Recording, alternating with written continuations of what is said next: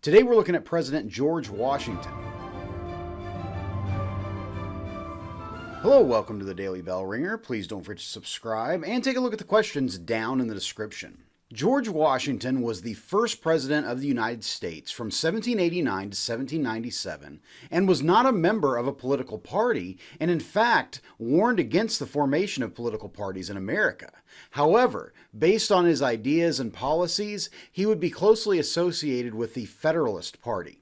Washington had a long list of accomplishments, from involvement in the French and Indian War to leading American troops during the Revolutionary War. Washington was born February 22, 1732, in Westmoreland County, Virginia, the oldest of 6 children born to Augustine and Mary Ball Washington. As a child, he did have some formal education and excelled at map making. As a young teenager, Washington became obsessed with studying and practicing proper manners and social interactions. He compiled a list of over 100 rules for decent behavior. By the age of 17, Washington, using his map-making skills, got his first job as a surveyor, which involved going out into the wilderness and mapping out property lines. As Washington entered into his 20s, he began to become well known throughout Virginia. Standing 6'2" with a strong athletic build, he was considered to be the best horseman in the entire colony. This gained him the attention of the Lieutenant Governor of Virginia, who in 1753 appointed Washington as the commander of a small group of Virginia militiamen. At the time, the British and French were competing for control of the Ohio River Valley. In 1754, Washington was ordered to lead Virginia militiamen into the contested region and protect Virginia land claims. Washington would end up opening fire on a group of French diplomats and basically start the French and Indian War. Washington would serve during the French and Indian War on the side of the British and would go on to gain more notoriety during the war.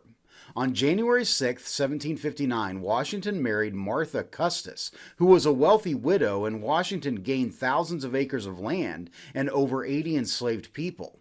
This, along with inheriting Mount Vernon, the plantation he would come to live on, from his half-brother, made George Washington one of the most wealthy men in Virginia, now having thousands of acres of land and owning well over 100 enslaved people. George and Martha would never have any children together, as George was unable to have children due to complications from a serious bout of smallpox when he was younger. Together, however, they did raise Martha's children from her first marriage. Over the next few years after the French and Indian War, Washington continued to expand his plantation and wealth. As the British Parliament began to impose new taxes on the colonies, Washington grew more frustrated and angry with the British. Eventually, Washington was selected to be a delegate to represent Virginia at the First Continental Congress in 1774 to address the growing crisis with England. After the first shots of the Revolution, Washington arrived at the Second Continental Congress in May of 1775. The Congress voted to establish a Continental Army and appointed Washington to be the commander-in-chief of the army. Washington quickly headed for Boston as the American Revolution got underway, and in March of 1776 captured the city without firing a shot. After that victory, the war became extremely difficult, and Washington and the Continental Army suffered many defeats to the British. However, Washington persevered, winning important victories such as Trenton, reinventing his army at Valley Forge, and eventually defeating the British at Yorktown. As the Revolution came to an end in 1783, Washington resigned his position as commander-in-chief and returned to Mount Vernon, believing that his days of public service were over. However, by 1787 it was clear that the nation needed a new constitution.